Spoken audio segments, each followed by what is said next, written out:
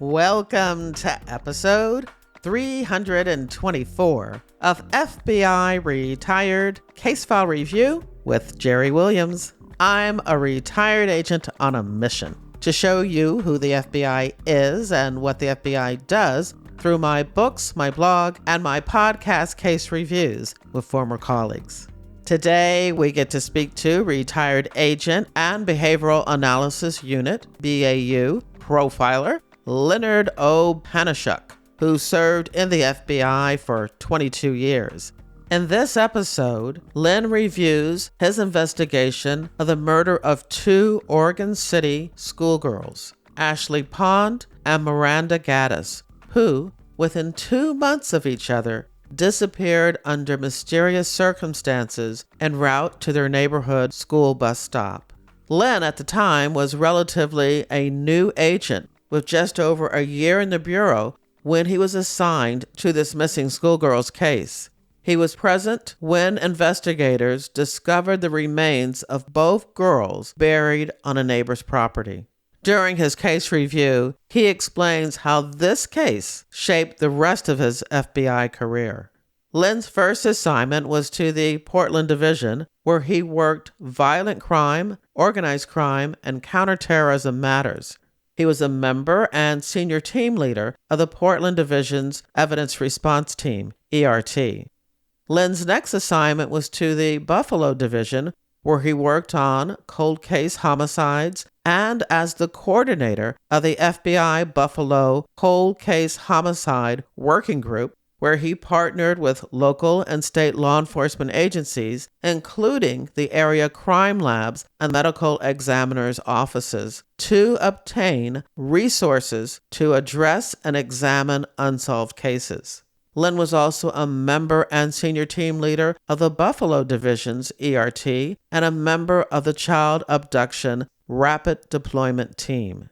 Later in his career, Len was promoted to the FBI's Critical Incident Response Group, Behavioral Analysis Unit 4, where he consulted on cases involving serial murder, serial sexual assault, kidnapping, and single homicides involving adult victims. A couple of years prior to his retirement, he was transferred to BAU 5, where he managed the Criminal Investigative Analysis Training Program, the first phase of training for all new BAU profilers.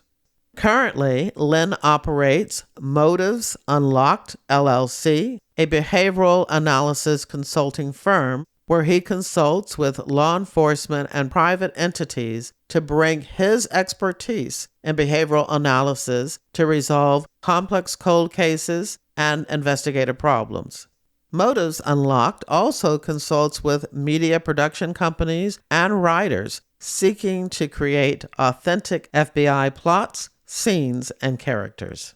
I really enjoyed my conversation with Len. He shares some insights about the challenges of being a BAU profiler that I hadn't heard about before. After we recorded this case review, I had another opportunity to meet up with Len at the 2024 Thriller Fest conference. I'm looking forward to having Len back on the show when his debut crime novel is published. Because although this podcast is about true crime, I love writing, reading, and watching crime fiction. In your podcast app's description of this episode, you'll find links to where you can join my reader team to keep up with the FBI in books, TV, and movies, buy me a cup of coffee, and learn more about me and my nonfiction book, FBI Myths and Misconceptions, and my 2 crime novels, Pay to Play and Greedy Givers, all available as ebooks and paperbacks wherever books are sold, and audiobooks on Audible and Spotify. Thank you for your support. Now here's the show. I want to welcome my guest, retired agent Leonard Opanashuk. Hey, Len, how are you? I'm good. Thank you, Jerry. How are you? I'm doing great. Now, we got a chance to meet in person at Thriller Fest in 2023. So it's nice to be able to record and connect a real person behind the voice. It definitely is. It was fun meeting you at Thriller Fest. Yeah, and when we met, you were actually still in the FBI, an active agent, but you have since retired. And at the end of the case review, we'll talk a little bit more about what you're doing now. For this particular case, it was one that made national news. You were really kind of early in your career when you were assigned the investigation. Yeah, you're right about that. That was fairly unusual to get something like this assigned to you at such an early stage in your career. Where do you want to start? I think it's important to give context a little bit into kind of what was happening leading up to this case. It takes place in 2002. I joined the Bureau in 2001, made it to Portland as my first office in June of that year. Then 9/11 happens, and everybody's working counterterrorism for several months. Initially, I had been on VICMO squad. You use one of our famous FBI acronyms, so you're going to have to make sure everybody knows what VICMO is. Right. Violent Crime Major Offender Squad at the time, also kind of known as the Bank Robbery Squad out in Portland. And so everybody had been working counterterrorism for several months after 9/11. January of 2002 rolls around and things are starting to trickle back to comparatively normal. We were returning back into working our regular assignments. It was January 9th of 2002, so Wednesday morning. A girl by the name of Ashley Marie Pond, a 12-year-old girl who lived in Oregon City, Oregon. We'll call it a suburb of Portland. She's last seen leaving her apartment around 7:30 to 8 o'clock in the morning. She would walk her way. We estimated it to be about 20 minutes from her apartment front door to the entrance to the complex, which is where she would catch the school bus. She's last seen leaving somewhere between 7:30 and 8 o'clock in the morning. As far as her family knew, she was at school for that day, but she never made it. At the end of the day, when she does not show up home, her mom, Lori Pond, reports her missing. And that is the beginning of this case. This is kind of where this starts. Initial response to that was by Oregon City Police Department.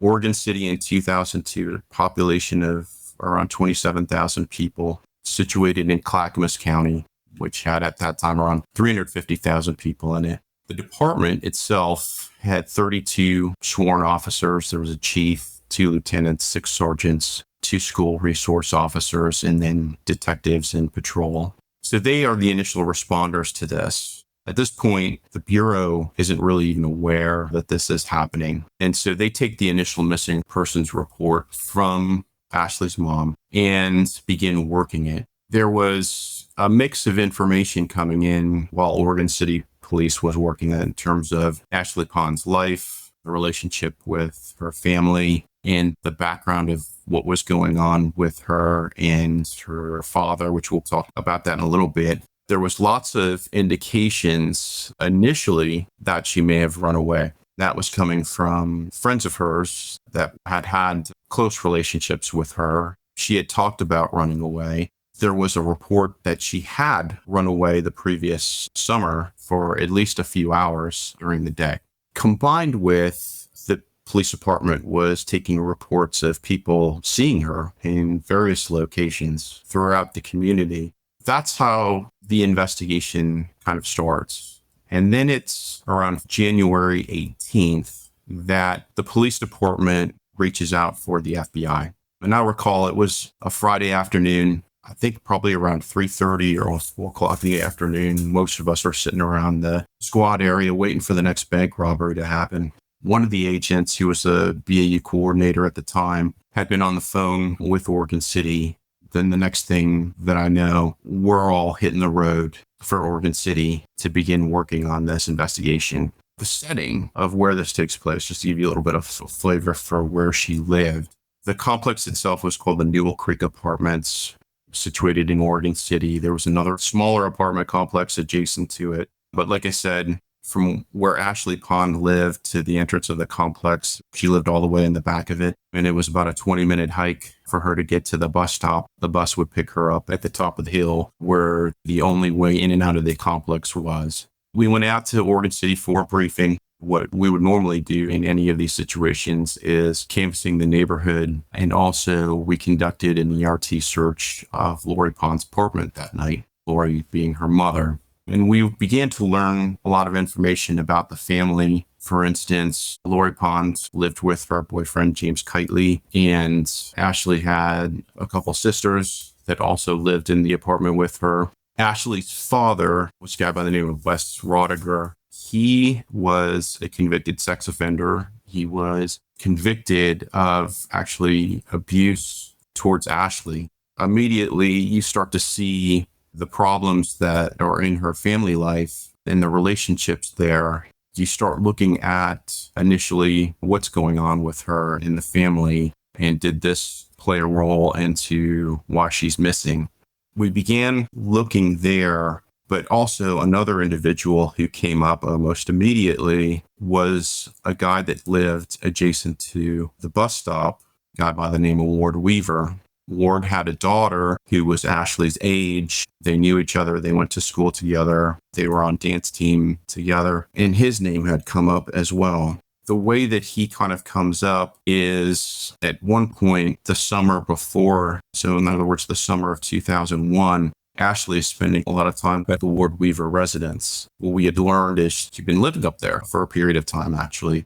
She actually lived with the Weaver family? Yeah, she was spending so much time up there that we had heard that she was actually living up there for a period of time. What ends up happening is Ashley discloses that Ward Weaver had abused her as well. At the same time that this is happening, the case against her father is progressing through the court system. At the time, I don't know, I can't remember who made the decision on the state side, but the decision was made to hold those allegations against Ward Weaver until the allegations against her father had fully played out in court. And that was one of the issues that happened. So Ashley returns to her home. She's back living at her residence on January 9th when this happens. But this is all kind of going under the radar screen in terms of the activity with Ward Weaver. But we're starting to learn about this when we get involved in the case. That said, there are still all these dynamics that are going on in Ashley Pond's family as well that we have to contend with. Her father,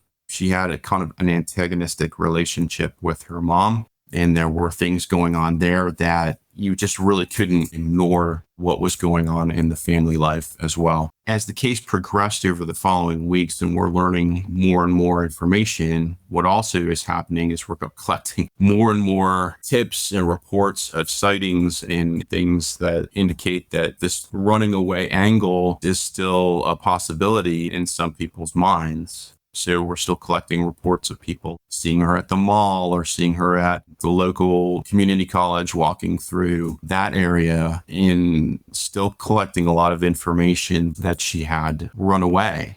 I need to remind everyone that we're talking about a 12-year-old. So even if she had run away, where is she staying? Her safety and whether or not she's safe is still a big question.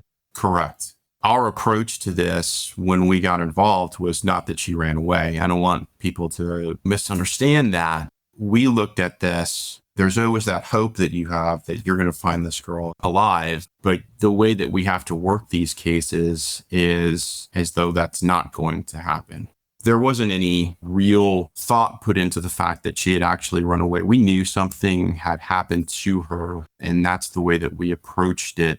I highlight the running away part of it because that was what was going on in the community. That was like the thought process amongst her friends and whatnot. And I would add that some of those friends were friends that would also know the Weaver family and also had spent time over at that household. So at that time, there was still kind of that attitude. That's the only reason I really highlight that.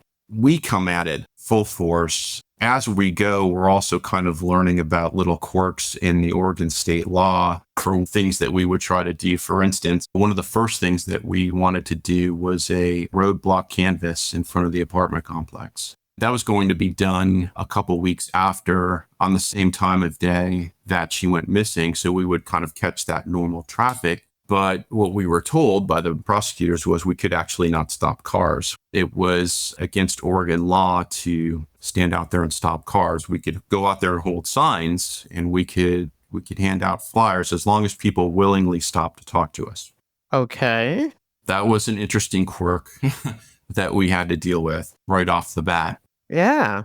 We are also conducting searches in and around the complex. We have police explorers that were assisting, different agencies that were assisting. And I should say we had probably 15 different agencies involved in this case at different points in time. Multiple dog teams from all over the area and literally hundreds of searchers at times. The complex itself is bordered by forested area and canyon. So all of that area had to be covered. So we were searching in and around the complex, all around that area, looking for different places that tips would come in or information would come in and covering those areas. As far as like the media, Ashley's disappearance was featured on America's Most Wanted a couple times during this time frame. We didn't get a lot of good information from that. We had developed sort of a short list of persons of interest at that point in time. Some of them were family. There was Ward Weaver. We had received information about an employee at the school who had exhibited inappropriate behavior. And then we also were contending with a sex offender who had moved out of the neighborhood around the same time. And that gets into a little bit about what the neighborhood was like.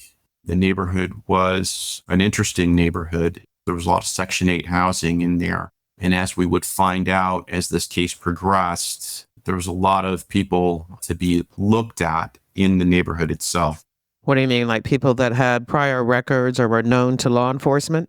Prior records, sex offenders, people who had significant mental health issues, some who had no alibi whatsoever, but had had contact with the girls. I'll kind of get into those people a little bit more as we sort of progress beyond what happens next. But as of March 7th, investigatively, things were starting to taper down. We weren't having a lot of information coming in. We had already interviewed several of our persons of interest. Including Ward Weaver? Including Ward Weaver. He had been interviewed 3 times. His house had been searched twice. Let me ask you this question because the article that you sent me says that he let you search the outside but not the inside.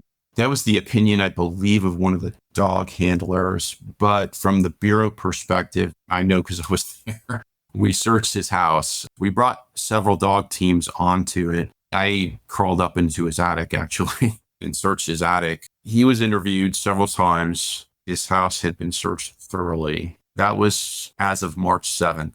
2 days before that is when I actually got assigned the case. So up until now, I'm basically just one of the squad who's out there participating in the case. On March 5th, the case agent was transferring to another squad, and the case ends up being assigned to me. At that point, I'm familiarizing myself with a lot of things that the case agent had been doing that I may have been unaware of, just making sure I've got a really good understanding of where things are at.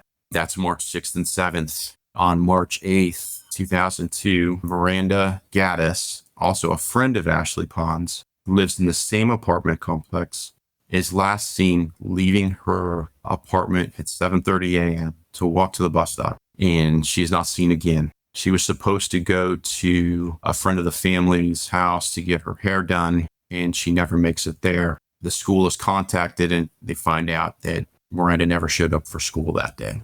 Here's the big thing about this in terms of the school itself. The school never reaches out for the parents to see, hey, your kid has never showed up at school today. Just generally speaking, that wasn't what was done, but that changed after this. So now parents were getting a call if their child did not show up for school. And so this is one of the things I wanted to highlight real quick right there. So Miranda is now missing. She's a friend of Ashley Pond. She's somebody that we interviewed. She'd been on the media for this case. It was around March 8th, happened to be my birthday. And after work, my wife and I had been planning to go for a weekend trip somewhere. And then my boss calls me at around 8 or so at night and informs me what had happened. And the next thing I know, we're driving to Oregon City again, and we are doing a search of Miranda's family's apartment. a forensic search of that apartment. The similarities between the girls in their family life were pretty striking. Almost immediately, we learned that Miranda's dad, also a sex offender, accused of abusing her.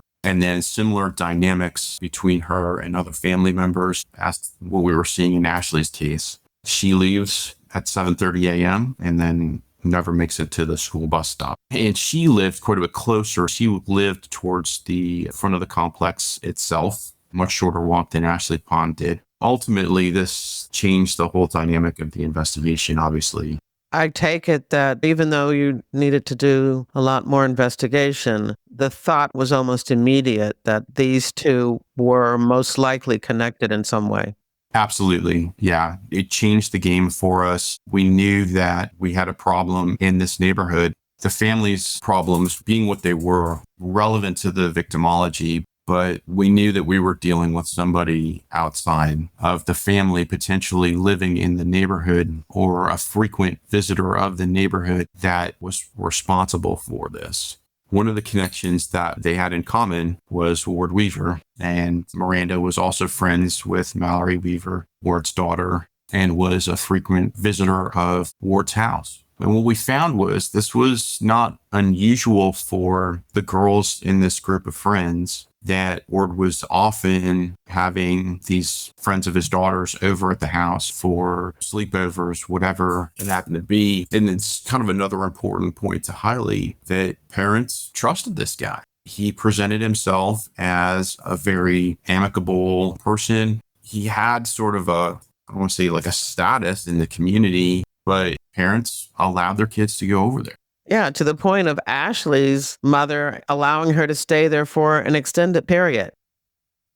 Let me ask you, is there a Mrs. Weaver? He had been, I think, married and divorced several times. He had a girlfriend, a recent girlfriend during that time frame. Don't remember if they were still together or not, but he was basically living at that house with his daughter and two sons, I think shared custody with their mother. I can't remember if she was his first wife or second, but they were divorced. He was able to gain trust in those relationships with parents that sort of allowed for that kind of thing to happen, so that lowered that guard.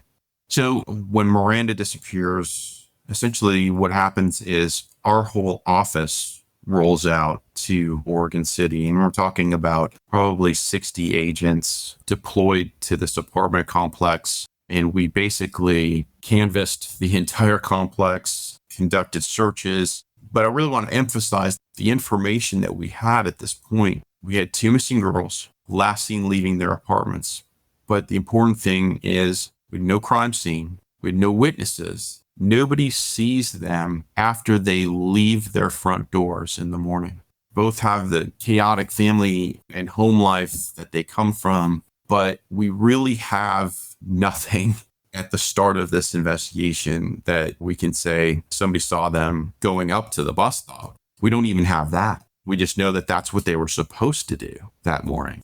We didn't have a lot of information to start with, and that kind of left us investigatively with few alternatives for what we could do. What we knew that there was an issue in this neighborhood. Like I said, the way that we approached this case is to apply pressure to that neighborhood. The way that we did that was with the canvassing, with the searching, with the constant presence in there.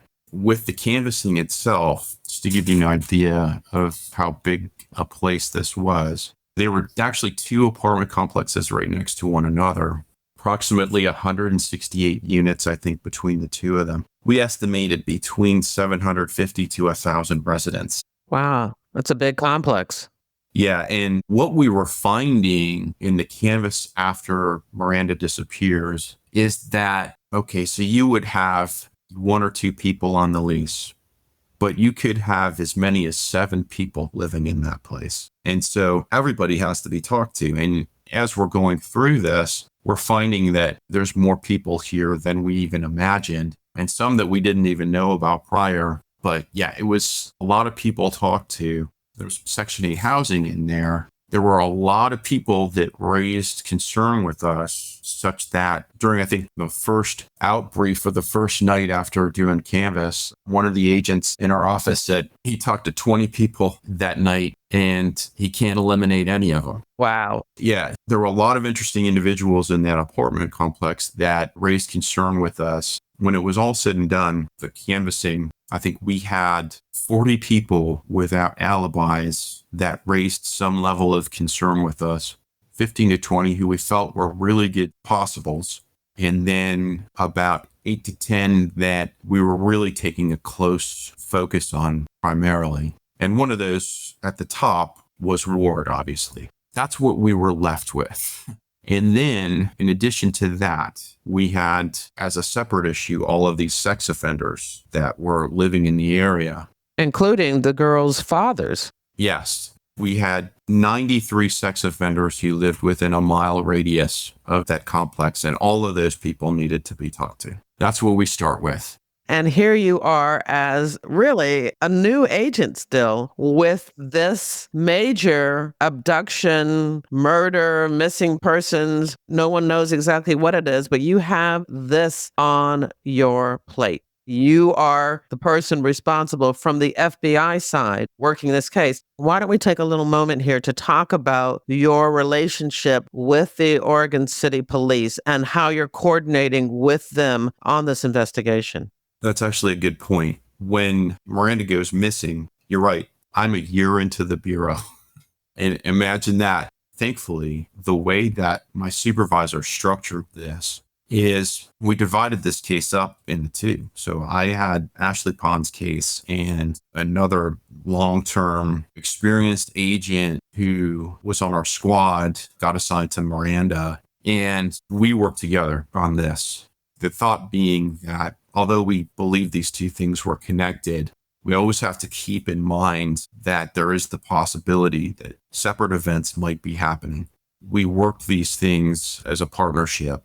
As far as the Oregon City Police goes, we already kind of had a relationship developed with them through working on Ashley's case as it began.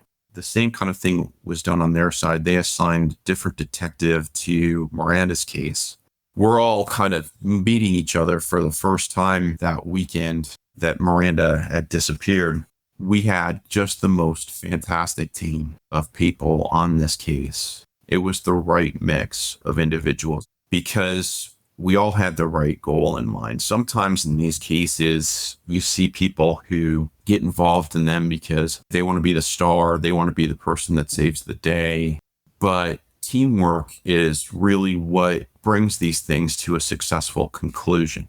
The fact that we just had the right mix of individuals who all got along with one another and all egos aside were able to work together towards resolving this, it really is one of the main reasons that we were able to bring it to the conclusion that we did. Excellent. So when Miranda disappears, do you go back and re-interview everyone that you've already talked to, including Ward Weaver? Yes, and more. We started to see like how many people are also coming in and out of that complex, even temporarily on a daily basis as well. And that was a concern. But yes, Ward was the commonality. But I would highlight, just to give you an idea of, okay, why are we looking at all these other people? We had a U.S. Marshal's dog who was tracking on Miranda's clothing. Well, he led us straight back into the apartment complex to an individual's doorstep. Not Ward Weaver, somebody else. The dog, as the door was open, ran right inside and jumped up onto this individual's bed. And this was an individual who would have known the girls. These are the kinds of things that we also have going on in addition to, we're looking at Ward Weaver. He was the common factor between these two girls. There were also good reasons to look at others as well. So the question becomes, how do you do that? In this case, we have like a handful of really good suspects. Get into some details about the other ones here in a second. But we've got 10 others that we're looking at without an alibi, or 20 others that didn't have an alibi. How do you do this and keep from mitigating your bias and also keep the integrity of the investigation? The way that we approached this, I think, was fairly novel, was we divided up into teams. We call them focus groups, but the idea being that we would divide not suspects necessarily, because a lot of suspects came from the apartment complex. There were areas of the complex of interest. We would assign a team there, and that team was responsible for everything that happened in that area and following up on any suspect that came up that was in that area, to the point where we either alibied them out or we had a search warrant to go and search their property. It was helpful, I think, to mitigate bias one way or the other and proceed objectively in the investigation. But then we also had these individuals who were outside the complex, like Ward Weaver and a couple others, that people like Ward, he got his own focus team. He got a set of investigators who were strictly devoted to him. That's kind of how we proceeded with that part of it. A couple of the other individuals that we had identified as, we'll say, of interest, there was a couple of males that were living above Ashley Pond's apartment. They came on the radar screen early on because of certain behaviors that they exhibited. To start with, one of the individuals I had contact with myself when we were canvassing for Ashley, I knocked on his door and talked to him about whether he knew Ashley, whether he'd seen anything, the standard canvas questions that you would ask. And he was actually leaving his apartment at the time, and asked him if he lived with anybody. And he said no. And then we kind of went on our way. I would later encounter him again, realized that during our initial conversation, he had lied to me about living with somebody in that apartment. He was actually living with another male individual. When Miranda disappears, pretty quickly afterwards, the community put together kind of I don't say a rally, but like there was a prayer service. They met at one of the schools there that they were hosting it. It was kind of a way for the community to all come together and to think about the girls. Myself and my partner, we decided that we were going to go out to this and watch people coming in and out of it. One of the thoughts being that if the offender is in the community, well, maybe they're going to go to this service. I encounter this individual who I previously talked to, who lived above Ashley Pond's apartment, walking up to the service from his car, and he sees me, I see him. He's with another individual, the guy that he lives with. He turns tail and they bolt off as soon as he sees me. That's suspicious to me. Oh, absolutely. So that put them on the radar screen as well. They were young, college age. The very next day, that netted them an interview at their apartment again. We determined that they had no alibi, that their alibi was really convoluted, that they had basically in the middle of the night decided they were going to get up and travel up to Mount Hood, which is probably about 30 to 45 minutes away from Morgan City, and go to a hot springs there. They were heading up there, even though it's wintertime and some of those mountain roads are still impassable, just tail end of wintertime. They get lost up there for a period of about 9 hours, return back to the apartment complex, then decide that they were going to go back out there later that night. They were kind of all over the map over what they were doing, had no real good explanation for it. And to add ammunition to it, we later found out that this was a place that they regularly went to. So for them to get lost for a period of 9 hours for a place that they regularly went to was, concerning for sure.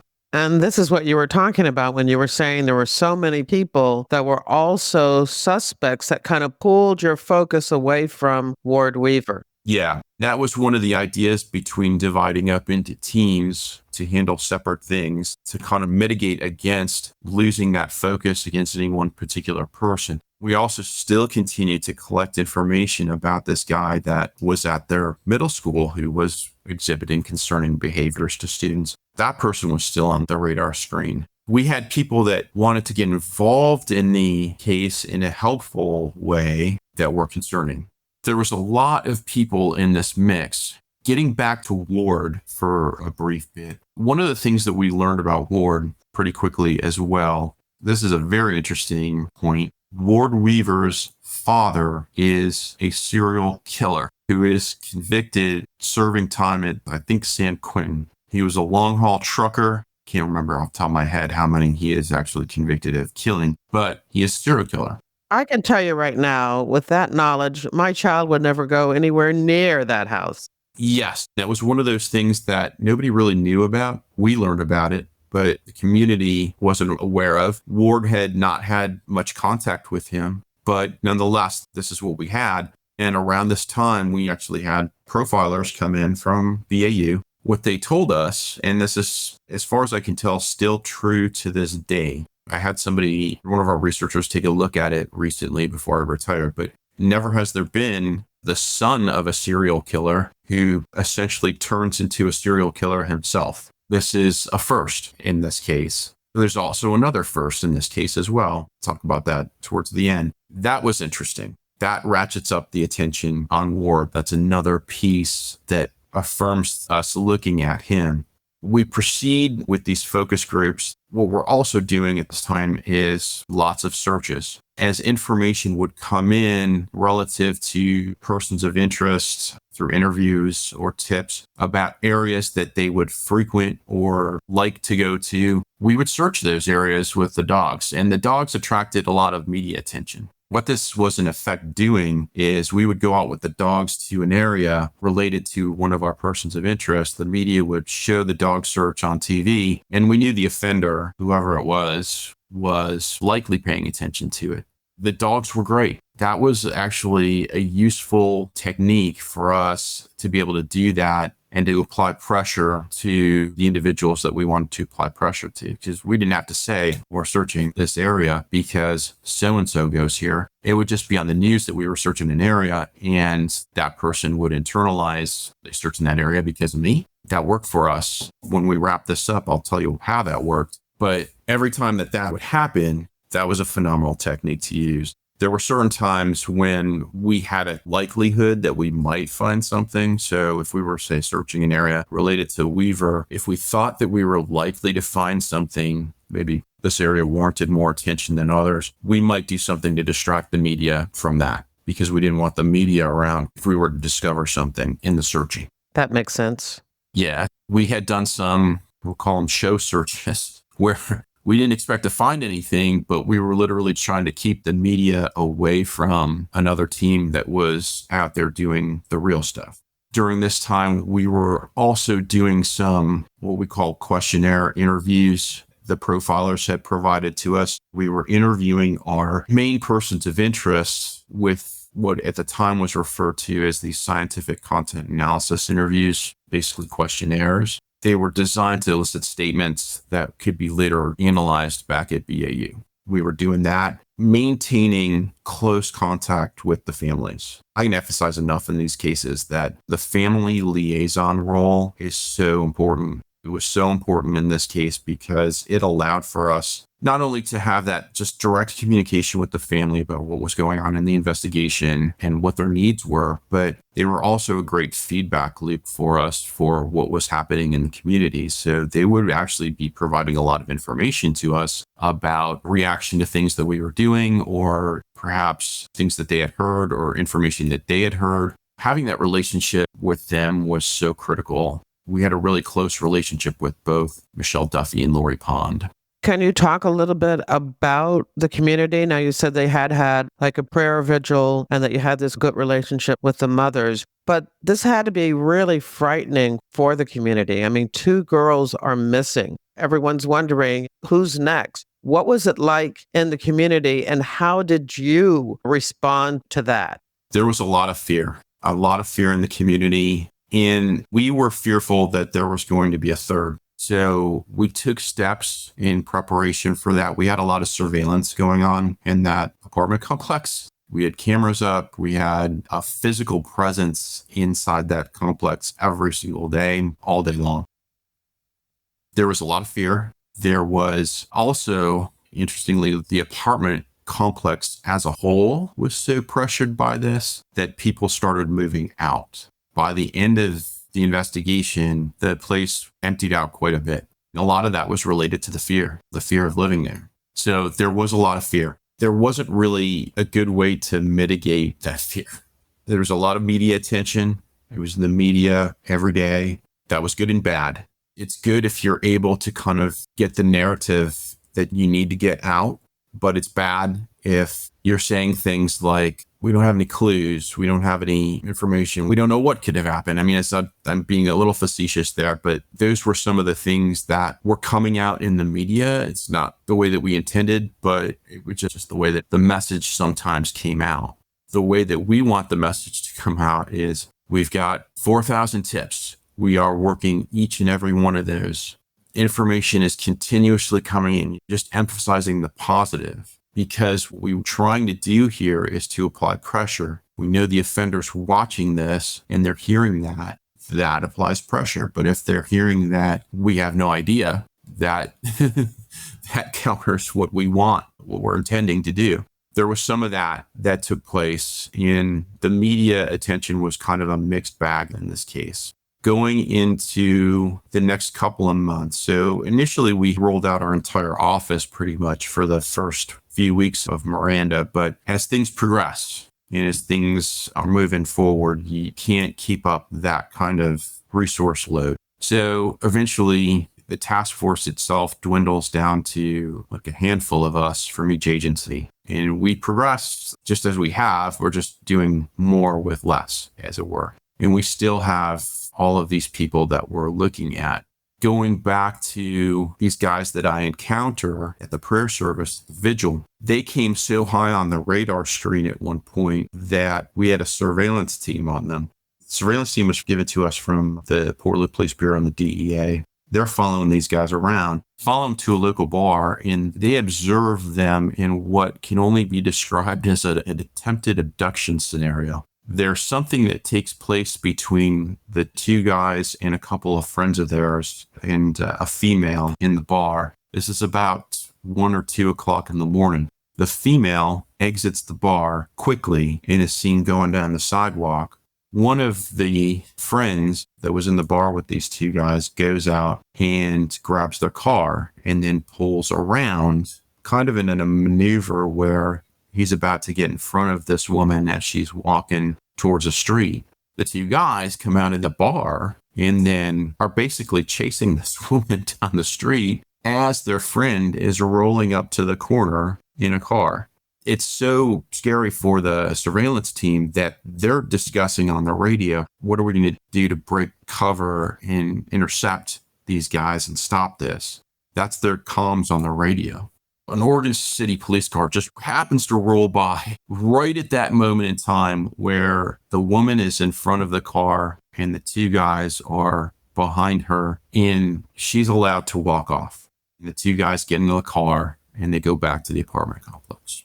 The surveillance team follows them back and goes into the complex, and they can hear fighting going on in the apartment from down below. They overhear some things, bits and pieces of the conversation that just ratcheted up the concern for these two individuals.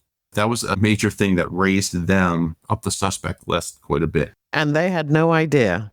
They had no idea. And again, no alibi for either one of the two girls going missing. We had also started to collect information about encounters that they were having with other girls in the apartment complex. The one guy has an encounter with two young girls in the laundromat in the complex, scared them so much that they went back and reported it to their mother. I believe the other individual ended up following another female from somewhere in the complex back to her apartment door, like kind of a stalking situation. So they are giving us no reason whatsoever at this point to rule them out as suspects. Around the same time, again, Weaver's been interviewed several times. His property's been searched several times. He gives an interview on one of the local news networks out there, basically declares himself the number one suspect for the FBI in this case. Why would he do that? That's a good question, because nobody was ever told they're a suspect. So it was, I believe, internalized pressure that he was feeling, that he felt like he was the number one suspect. And I don't think this has ever happened before. He got out in front of cameras to include, like, I think the Today Show and Good Morning America, and declared himself the number one suspect in the case. Weird. Yeah, highly unusual. How was he acting otherwise? Because his daughter is friends with these two girls. Was he participating in the search? Did he attend the vigil? How was he acting before he decided to declare himself as a suspect? Up to this point, he was acting, I would say, somewhat business as usual for him. He wasn't getting involved in any of it. This just goes back to the family dynamic kind of situation and his relationship to Ashley and Miranda. One of the initial times we interviewed him, I think maybe the first or second time, he supplied us with some photos to use of the girls. But as far as getting involved in like searching or anything like that, no, other than allowing for his property to be searched and allowing for the dogs to be on there. At one point, his property was vented to allow the dogs to better pick up scent. What does that mean? It was vented? Probably best answered by a dog handler, but it's like driving pipe into the ground or digging a hole and allowing the scent to come up from underneath the ground so that the dog can smell basically what's underneath. That makes sense. Other than being compliant with this stuff and allowing for these things to take place, I don't think he was participating in anything more active. Did he have an alibi? He did. He was actually one of the few people that began with an alibi. He worked at a place not too far away from the apartments, but it was like a tool manufacturing place. He basically had, I think, the equivalent of like a front desk job with them, wherein he would kind of man the front desk, sign for packages coming in and that. So he had an alibi of reporting to work on both mornings that seems pretty strong. He had to be at work, I think, at 9 o'clock in the morning. Roughly, it would take him 30 minutes or so, I think, to get there, or 45 minutes to get there from his front door. He had an alibi, it seemed.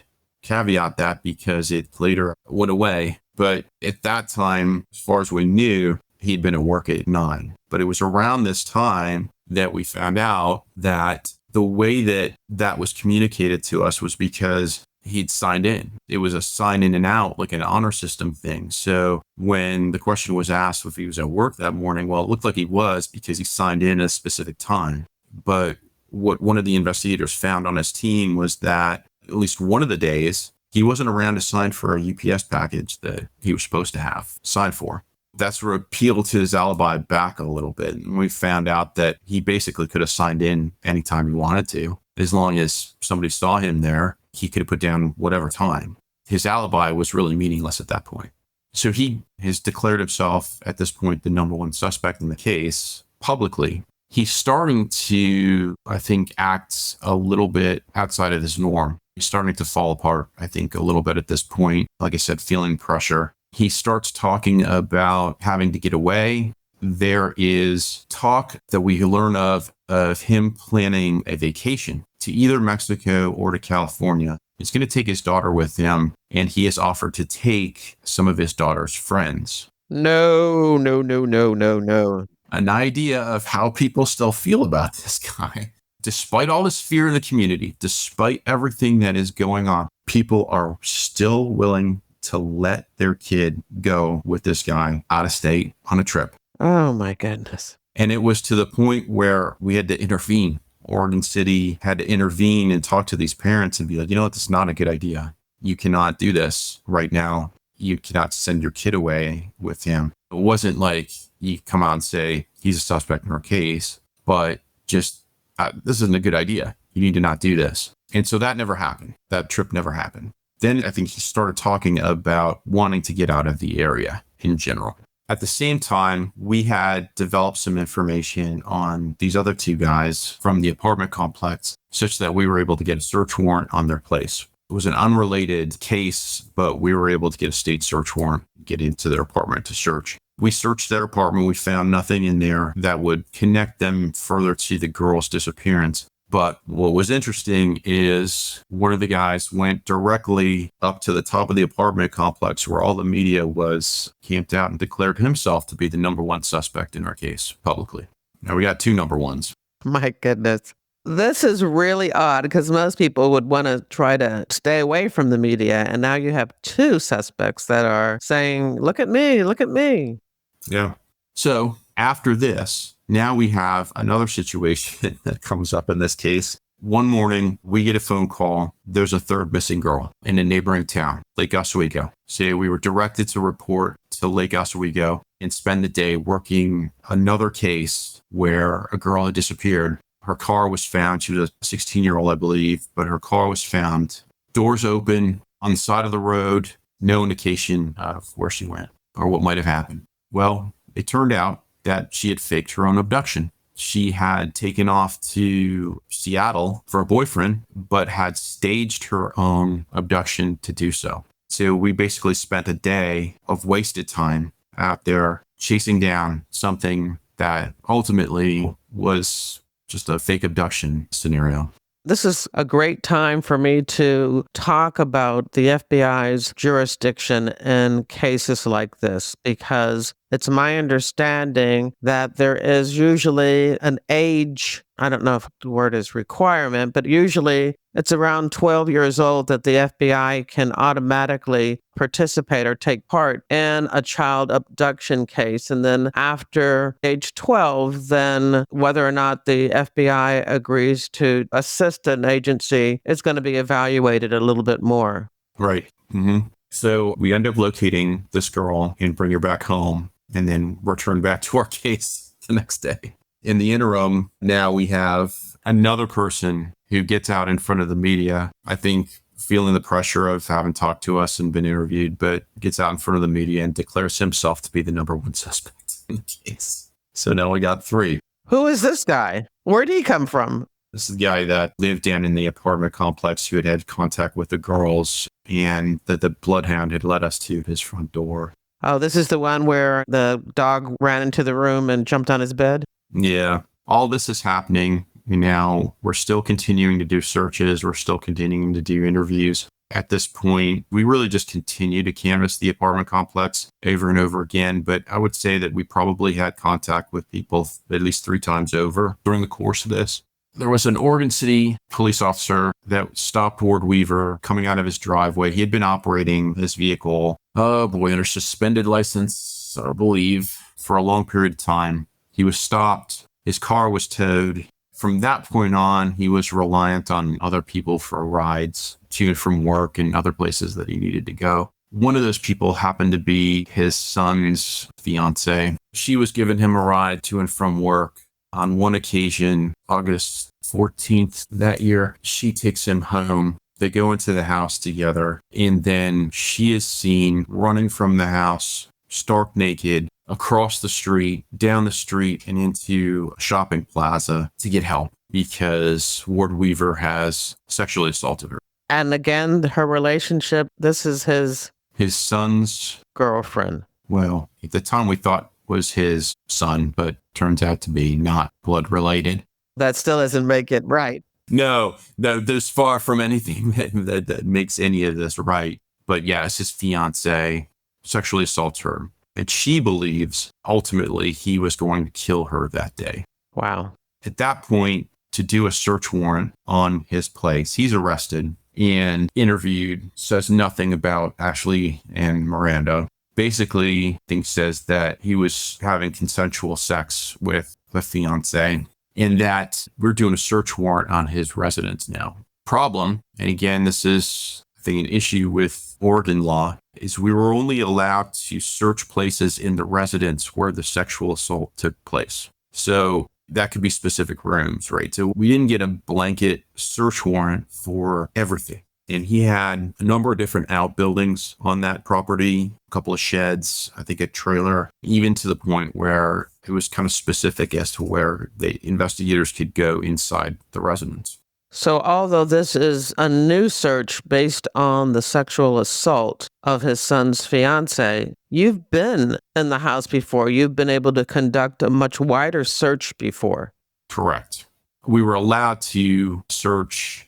Of course, it's not going to be as intrusive as a forensic search, right? But we were allowed to search by him. We were allowed to bring dogs routinely onto the property. And those are with consent. You didn't have a warrant those times. Correct. But he's arrested. He's in jail. At this point, we're trying to plan for how we can get on that property again to search for the girls. We can't at this point. We don't have enough for a warrant, a search warrant. We can't keep people off of the property. Under Oregon law, we can't cordon it off while we develop more information. His son comes forward and says that his dad told him that he had to leave town because he had done some things believed to be related to the 2 girls. Was he specific? Did he say, I killed him? He specifically recounted a conversation with the dad, but it wasn't specific like I killed them or anything like that. He recounted a specific conversation with the father, and then his brother corroborated that information. So we were able to get a search warrant at that point. His landlord was prepping to evict him, and we were going to be able to potentially get on the property after a certain period of time after the eviction. So we had kind of all of these things working at the same time. Again, it's just dealing with the intricacies of Oregon law. But ultimately, we were able to get a search warrant, and when we got on the search warrant, it was August 23rd of 2002. One of the first things that we did was ran the dogs through, because we had done all of these dog searches before and come up empty-handed, no alerts or anything like that. So we wanted to run the dogs through this time, now knowing what we know, before anybody really got on the property and started doing anything. So that was what we did. And we didn't tell the handlers anything about where we thought things were, or they did this blindly.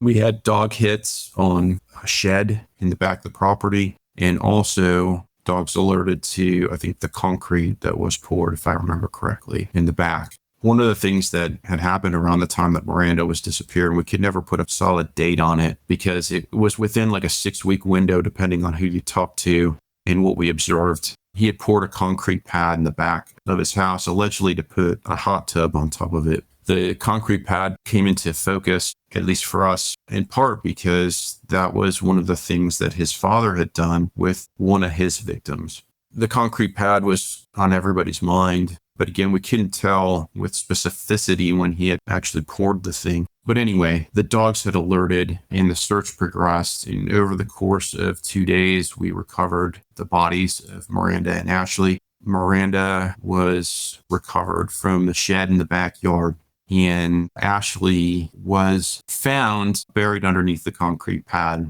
We can get into the specifics of that if you want to, but just kind of in summary, it was the opinion of the ME at the time that at least Miranda's body had not been on the property for that long, maybe only a couple weeks maximum. They believed that she had to have been stored in a cool, dry environment that was insect-free. When we recovered Ashley from the ground, it appeared that she had been also stored potentially in a freezer for a period of time. But again, another environment that was cool, dry, and insect-free. So there was a possibility when you did those first searches that their bodies were not on the property. Yeah, that was a possibility.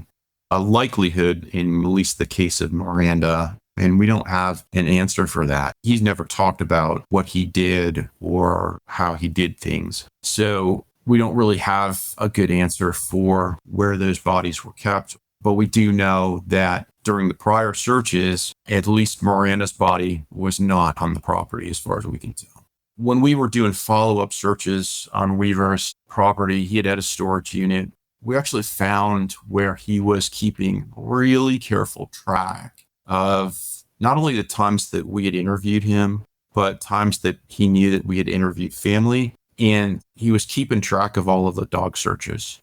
It was clear to us that he was paying attention to all the stuff that we were doing, and it was resonating with him.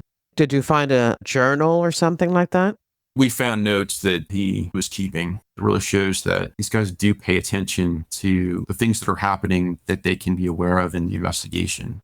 The case continues. Initially, it's a death penalty case, and we're kind of engaging in a penalty phase part of the investigation. But he ends up pleading guilty in 2004. The reason that he would give for changing his plea was because his daughter wrote him a letter, something along the lines of, "Please make this stop." So he changes his plea at that point and ends up being sentenced to back-to-back life sentences without parole.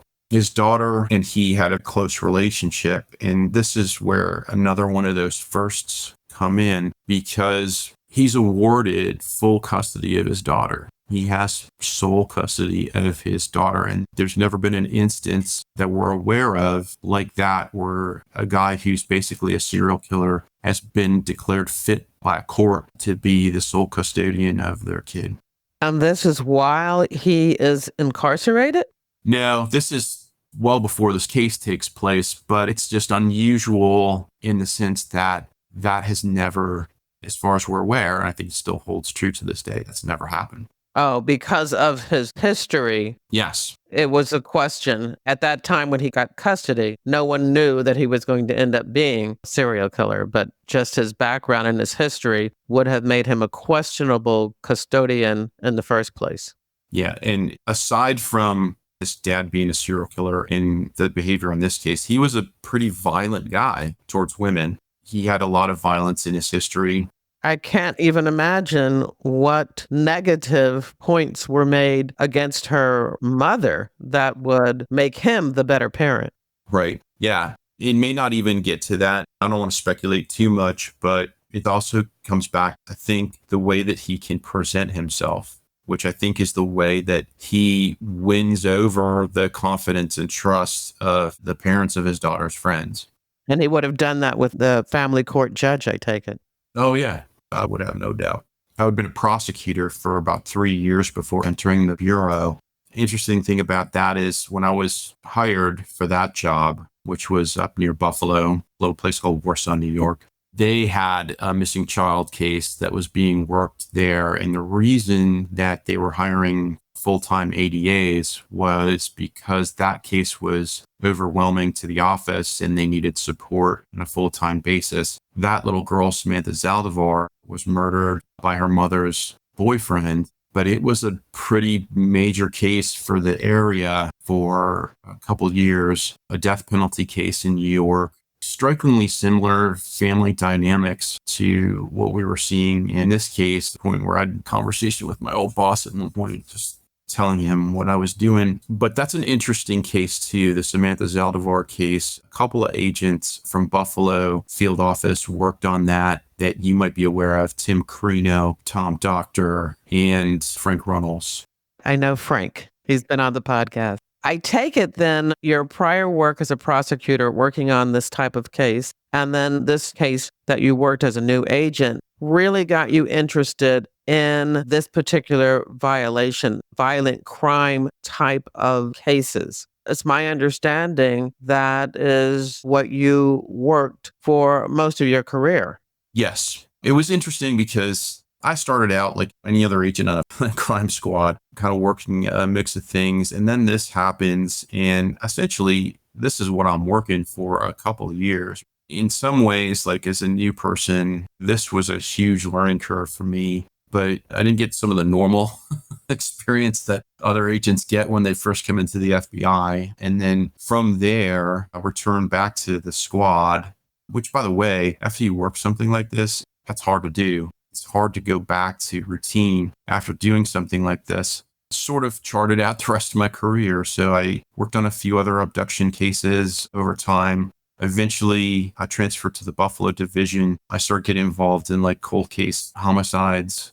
Also became a member of the child abduction rapid deployment team. And then ultimately landed where I wanted to be in the Bureau, which is the BAU. Was that always something in the back of your mind, or because of the type of cases that you started working, it became something that you wanted to do in the Bureau? It was always something that I wanted to do in the FBI. Long ago, before I was even a prosecutor, I was in law school and I did the honors internship and I got assigned to VICAP. That really cemented my interest in not only the FBI and career goal, but also to be a part of the BAU.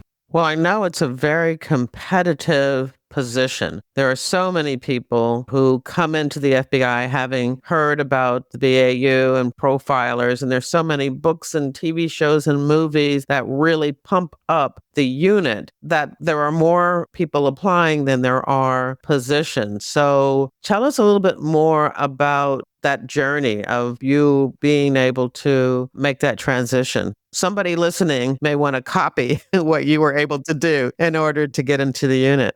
It is not an easy road to get into it. Most people apply several times before they get in. Some of it is timing related, right place, right time, which to somebody who's aspiring to be in there maybe is not too exciting to hear, but sometimes that's just a fact. There's also kind of a time frame, like kind of a right time frame, I think, involved in when you should start kind of looking at applying to be there. And I think the sweet spot is about 10 to 15 years in because a couple different reasons. Number one, a lot of what the BAUs do is based on experience. So you've got to have that requisite experience in the field, working cases, to be able to be in a position where you're ultimately consulting other people on how to do their cases. You got to have that experience, but also it's the kind of place where people want to finish up. It's hard to really distill it down into a couple minutes, but what ultimately happens is you get there and you sort of transition from being the investigator to the advisor, to the consultant. It takes a while. That process sometimes takes people kind of a year or more to get used to the I'm not the person out there doing this kind of thing. I can give somebody advice on what to do, but they don't have to take it, and kind of learning how to deal with that. So it takes you kind of out of that role that you were in as an investigator, kind of places you into a different role. And sometimes that is hard to transition out of. So to go back to the field after being at the unit, it's not really for a lot of people. A lot of people just kind of end their careers, like me, in the unit, and that's that. So, like I said, there's just a couple different reasons why I say that timing piece is important, because as you're plotting out, okay, when do I want to try to do this? Maybe be cognizant of what your end game is. Like, when do you see yourself getting out of the bureau? Because you're probably not going to want to go back to the field. Ultimately, it's a hard job to do for a very long time. And why is that? A few different reasons. You see a lot of bad stuff. You get a lot of vicarious trauma. Also the pace. I would say the average profiler consults on about 100 cases a year. If you think about the pace of it, that is about one every 3 days. What that means is a lot of work is done in that short period of time, because when we consult on a case, it's not like we just get on the phone and we hear what they have to say and then we give them our words of wisdom and go on our merry way. No, we get the entire case file. We have to review everything. We have to have meetings where we're talking about stuff as a team. And then we get on the phone and present what our thoughts are. We might get a case that's 20 serials long, or we might get terabytes of information, but the pace doesn't change. You're working under a lot of pressure that way. And then in the mix of it, you get something like an active serial murder or a child abduction where you actually have to deploy on scene, and then like all these other cases go by the wayside while you're doing that one particular thing. They're still waiting for you when you get back. It's just going to be that much harder to play catch up. What you see is a lot of people after a while get behind. They feel the pressure of that, and combined with other things that are trauma inducing that we have to deal with. I heard one of my colleagues describe it very well. It's not a burnout, it's a slow burn. It's the burn that happens to you when you don't even realize it's happening. And then eventually it comes to a point where you sort of say, okay, that's enough. It's time to move on and do something else. I really appreciate your frankness, because I've spoken to many people who've come from the behavioral analysis unit, and I don't think anyone other than John Douglas, who talked about having a breakdown, has told me about those negative points of being a profiler. So thank you for sharing that with us. Oh, absolutely. I don't want to be too negative because it's great work. It is extremely rewarding when you are able to help move a case forward to a successful conclusion. There's no sugarcoating the fact that it's hard on us as profilers at the same time. Even just being the consultant, not being the investigator. It's a challenging job. It can be very rewarding, but also there's a definite time limit on it. That is interesting, because a lot of profilers go on and continue in that work once they retire from the FBI. Before we start talking about that, let me ask my standard question, which is when and why you joined the FBI. I joined in February 2000. The why goes back to even when I was a teenager. I knew I wanted to be in law enforcement. I was interested in that. Obviously, I'd seen FBI stuff in the news and on TV and what have you. But what really impressed me was literally my first couple of days of college. They had a career fair. And I know, like, as a freshman, it was kind of early on to be thinking maybe about that far ahead, but I went and I ended up talking to a bunch of folks from the local FBI office about careers. And that really got me interested in pursuing the FBI specifically. From there, I just kind of did my own homework that reemphasized that goal to me. And ultimately that led me to doing the internship. And from there it was a done deal. That's what I was doing. Yeah, that honors internship program is a great feeder into the FBI. I know of a number of agents who have been on this podcast that have talked about being in the program and after that, really cementing their desire to work for the FBI when they're all grown up and out of school. Yes. It was a great program then. I'm sure it's a great program now. I had the opportunity to do some things with VICAP that I never would have imagined I could do as a student. I've done several episodes on VICAP. I spoke to Michael Harrigan, who used to be the unit chief. That was episode 176 and 177, if anybody's interested in learning more about the program. You just retired last year. What are you doing now? Yes. I'm doing a mix of things. I have my own business that's called Motives Unlocked, where I'm trying to do some consulting work, kind of along the lines of what I was doing in the BAUs, but it's my own pace. I take what I want to do. All right. Well, I will put a link to your company in the show notes for this episode. Who are you looking for clients? Who are you consulting with? I'm looking for essentially law enforcement, even private entities that have a case that they would like to get reviewed for an opinion on investigative direction, recommendations, interview strategies, prosecution strategy, media engagement strategies, anything like that. I'm trying to do more of the cold cases. I have an interest in doing those. I'm also looking for authors, media companies that are looking for making their works more authentic, as far as trying to work with writers who are interested in writing fiction or thrillers that involve either the BAUs or a character from the BAUs, profiler or serial murderer, where I can help them be a bit more authentic in their writing and also giving them advice on direction and stuff like that, at least in terms of the BAU or the FBI in general. Excellent. I have had the opportunity to do some consulting, but of course, violent crime is not my area of expertise. I'm glad that I know you now and I can refer those inquiries to you. I appreciate that. Thank you. Anybody interested, the link to Motives Unlocked is going to be in the show notes for this episode. And then I'm also working towards writing my own fiction book. It's always been an interest of mine. Never really had the time to do it. Now that I'm out of the bureau, it's a good time for me, and it's something that I've always wanted to do, so I'm going to try and make it happen. Oh, so I was thinking when we talked earlier that you were writing more of a kind of memoir or a narrative nonfiction about your career, but it's fiction.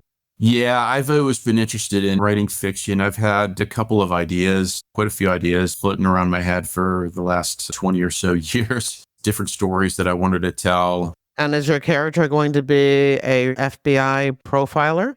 No.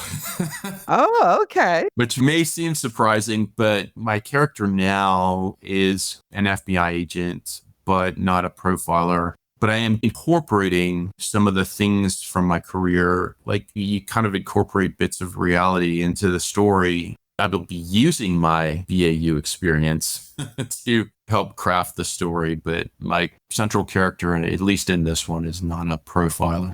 Very interesting. Well, maybe if there's multiple books in a series, the character can get promoted and get transferred down to the unit for one of the books in the future. But fantastic. I have my FBI reading resource, which now has close to 90 books about the FBI written by agents who have been guests on this podcast. So when your book is ready and it's published, let me know. We'll have you back on to make sure that we can add that to the FBI reading resource list and listeners can learn more about your published book. I appreciate that. Thank you. We're at the end of the interview, and I'd like to give my guests the last word. What would you like to say?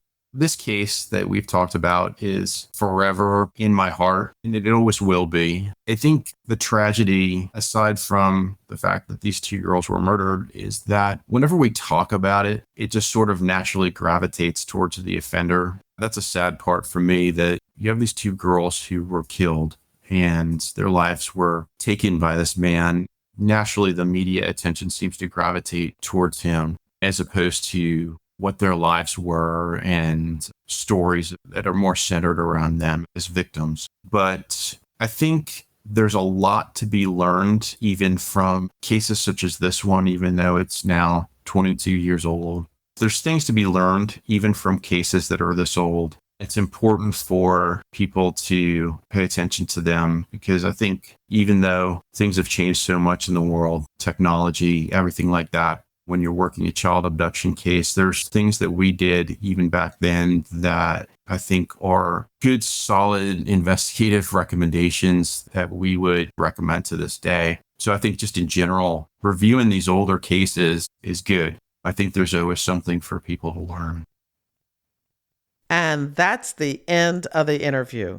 In your podcast app's description of this episode, you'll find a link to the show notes at jerrywilliams.com, where you'll find a photo of Leonard Opanashuk and a link for Motives Unlocked, his behavioral analysis consulting firm, as well as links to news articles and videos about this missing and murdered schoolgirls case and case-related photos. There are also links to other FBI retired case file review episodes about child abduction and murder investigations. I hope you enjoyed the interview and that you'll share it with your friends, family, and associates. You can show me just how much you liked it by buying me a coffee.